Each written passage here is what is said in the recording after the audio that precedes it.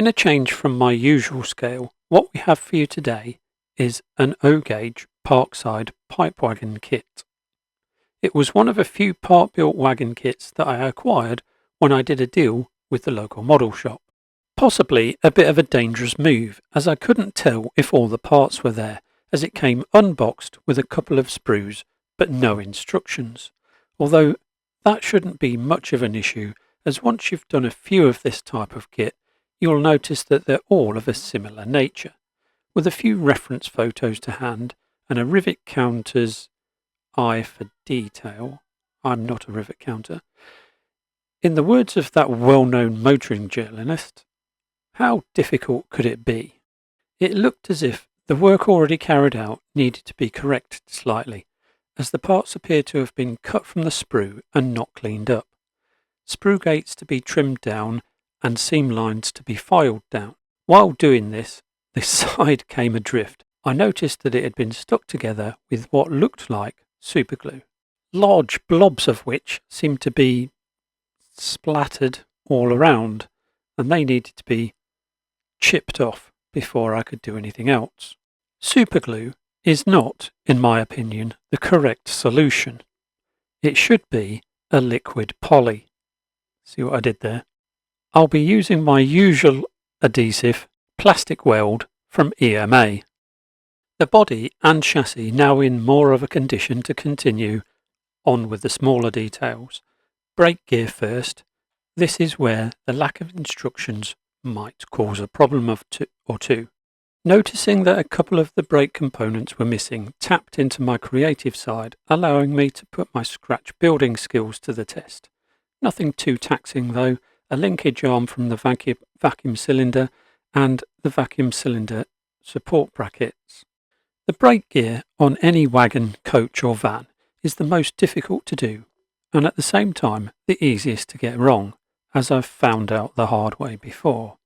On this type of kit, I like to get that bit done as soon as possible, because although there are a wide variety of types, 4-shoe push, 8-shoe clasp, BR, Morton, LNER, etc., I find it a bit tedious, especially as a lot of it is underneath and hardly visible. Well, that's certainly true on 00 scale. Larger scales, not so much.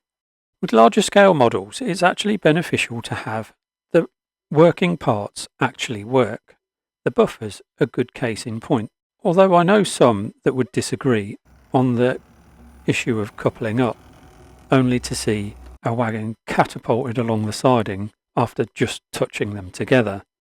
Other ancillary parts attached next, including the lamp brackets and door springs. These are etched brass parts that I would have, in the past, used a 2-part epoxy glue to attach. Superglue is now the adhesive of choice, something else I've learned from the military modelers that I watch on YouTube.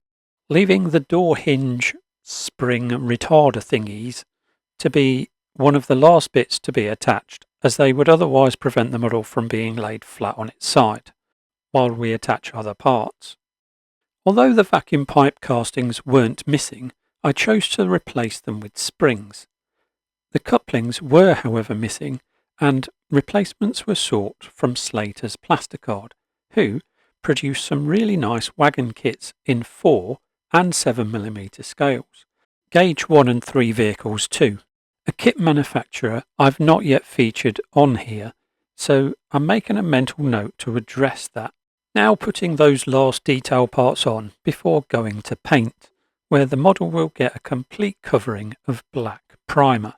These pipe wagons were built for conveying a specific traffic from Stanton and Staveley on the Notts Derby border to locations all around the country, namely drainage pipes, part of the construction works taking place to rebuild the country after World War II. It had started before that, but had carried on apace after. Based on an LNER design, they all had the same basic dimensions, so those built by the aforementioned LNER, LMS and British Railways were, to the untrained eye, virtually indistinguishable. Differences between individual batches built would be the type of brake rigging installed, buffer types, the style of vacuum pipe on the end, Most were built with vacuum brakes as standard, and those that weren't were retrofitted during the mid-1950s. After the drainage programmes had finished, these wagons moved into the conveyance of more general merchandise traffic flows. After that, many would later see service in departmental use, carrying sleepers or track components. In my early career on the railway, I worked with the few that were painted light blue, carrying concrete troughing. Those that remained in service lasted until the early 1990s, and about 20 have found their way into preservation. After leaving the primer to dry for a day, I went back in with a neutral grey for the insides and a flat brown for the outside bodywork. The swirly motion of the airbrush leaving a blotchy paint appearance which was totally intentional, which will help with later processes. As I've stated in the past, having the correct shade of paint isn't something that I'm that concerned with, especially on the coal wagons that I've done, covered in multiple layers of dust, along with the corrosion and rust effects, make it, in my opinion, not a big issue to have the correct shade. For this one though, I thought it more important to have the correct colour, as it would be more in line with the overall effect of what I was going for. So bauxite paint was applied to the sides in the same blotchy style as the flat brown. The insides were similarly treated with a buff colour. I'm now going to fall foul of one of my pet hates. More of a dislike than a hate, really. Replacement wooden planks. Again, in my own opinion, models of wooden wagons suffer from what I call the cliché of having a replacement wooden plank on the body sides, something I see modelled all too often, and a feature I've refrained from doing thus far. Studying online photos, on these wagons the replacement planking appears to be the rule as opposed to the exception though, whether that's because they are mostly pictures of them in their later life, or perhaps that they had a more intense use due to the nature of the commodity that they conveyed. I used old wood-coloured paint, but this was possibly a mistake as it was a little too strong. Maybe I should have used the buff. I also used other shades of brown and not black to simulate planks that had been earlier replaced but painted with an incorrect paint shade. My reasoning for having the replacement side planks was because I wanted to depict a wagon in its middle years of service that had obviously done a lot of hard graft, but not so much that it was a dilapidated wreck and had been granted a one-way trip to the scrapyard. Surprisingly, the press-fixed transfers were in the jiffy bag that came with this part-built kit, and after they'd been applied and sealed in with 2 layers of matte varnish, the weathering process could be started. Now this next statement might seem a little bit of a whine, but I know my limitations and will freely admit that modelling wooden wagons terrifies me. There are some really good modellers out there, and over the years I've picked up some quality hints and tips on creating a decent model. To say that I don't know what I'm doing would be a bit of a stretch, but I've never fully grasped the method of making them look like wood. I've watched videos on how to do it, and they seem to take ages doing it, painstakingly painting every single grain swirl, 100 washes to make things pop, followed by a hint of pigment powder and to add texture. They look great, but takes too long for my patience, and I'd be better off building a model from wood and letting it age naturally to be able to achieve the same effects. There must be easier, quicker ways to meet my more basic skills, which is a long-winded way of saying, here I am making it up as I go along again. A dark wash applied liberally over the insides, making sure the gaps between the planks gets filled with pigment. It looks horrific at this stage, but fear not. After a couple of minutes left to dry, I'll go in with a cloth. Well, it's actually a manky old handkerchief. Snot-free, I might add.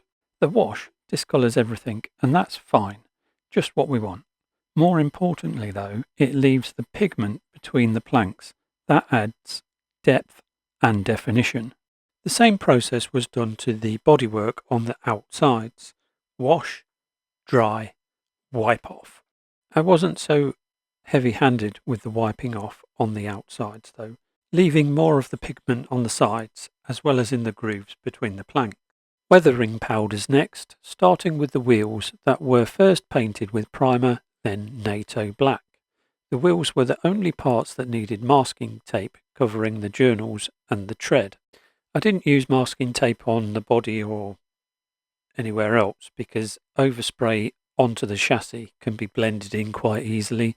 The same on the ends, where a hazy line is sometimes better than a defined line between the wood body and the headstock's buffer beam.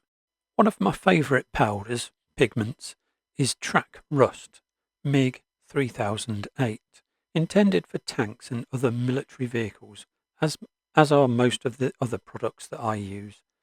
I found it's a colour that's ideal for metal chassis of railway wagons, giving the impression of aged rust and brake dust that accumulates around the lower parts of the wagon.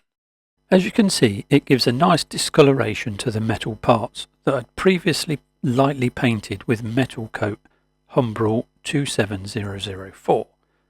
Oops, that's slightly out of sync, never mind. Older wagons with oil axle boxes have a common feature of oil leakage around that area. On smaller scale models, it's sometimes hard to make that a visible point of interest. Removal of the masking tape from the wheels and getting them installed must mean that we're coming to the end of this one. I wasn't totally happy with its appearance though. The replacement planks were standing out a bit too much and needed toning down a lot. A darker powder did the trick, and once rubbed off made it 100 times better. I had to do the same with the strapping on the insides as well, but that was done with a light shade of powder. Off camera I sealed everything in, and now we'll give it a whirl on the turntable so we can have a better look at it. And if I don't say so myself, I think we've done a reasonably good job of this. Now we can go and put it into revenue earning service on the layout. That's not going to work. Hold on one moment while I organise a quick visit to... Yes, that's better. Now I think I've prattled on for long enough, so here's a few shots of this O-gauge Parkside wagon running on my father's railway, of which I intend to put some of his videos on here in the coming months. Until then, thanks for watching. See you next time.